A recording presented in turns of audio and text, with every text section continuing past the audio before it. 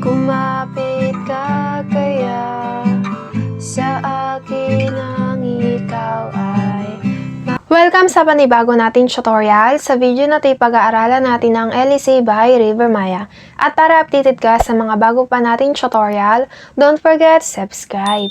Okay, simulan na natin. Okay, ang mga chords na gagamitin natin sa verse ay G, D sus, E minor 7, at D. Okay, 4 chords lang. Pagdating sa G, first string at second string ay 3rd fret, 5th string ay 2nd fret, and 6th string ay 3rd fret. Next ay D sus, 3rd string ay 2nd fret, and then 1st string at 2nd string ay 3rd fret. Next ay E minor 7, 1st string at 2nd string ay 3rd fret pa rin, and then 4th string at 5th string ay 2nd fret. Next ay D, 1st string ay 2nd fret, 2nd string ay 3rd fret, and 3rd string ay 2nd fret. Okay, yan lang yung chords na gagamitin natin sa verse. Pagdating naman sa strumming pattern, dalawa yung gagamitin natin. Pagdating sa G, down, down, down, up, down, up, up, down.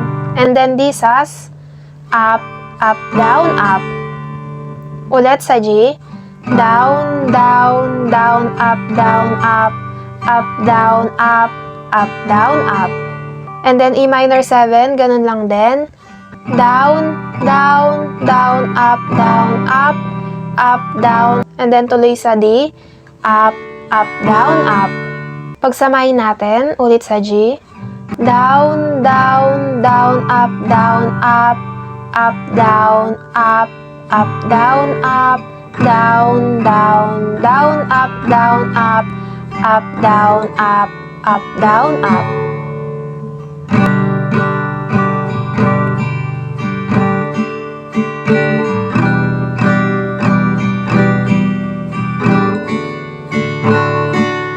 Sa intro naman, same chords lang din at strumming pattern kagaya sa verse.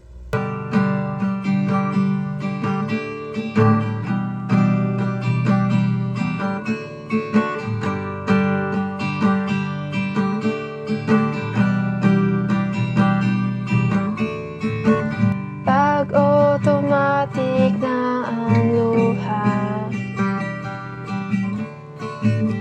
tuwing maghahating gabi,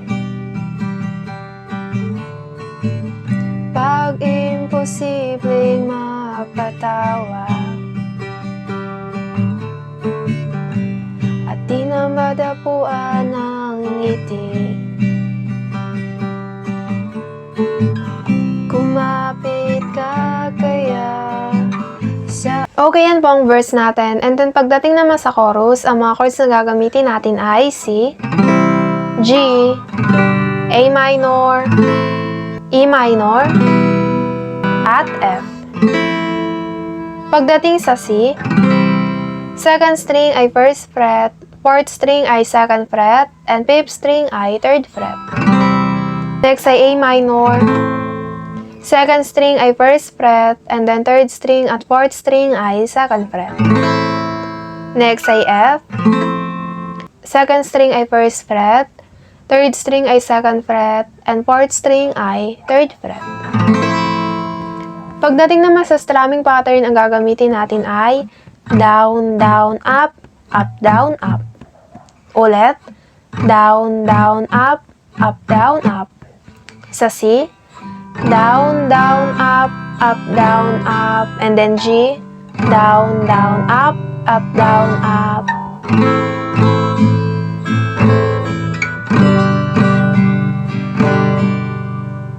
Down, down, up, down, up.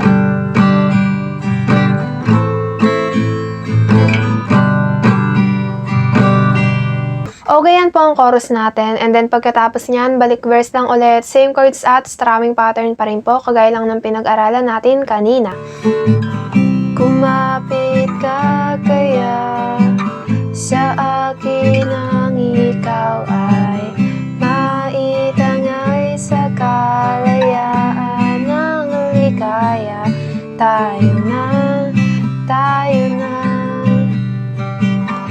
ay magtiwala sapagkat ngayong gabi ako ang mahiwagang LSC.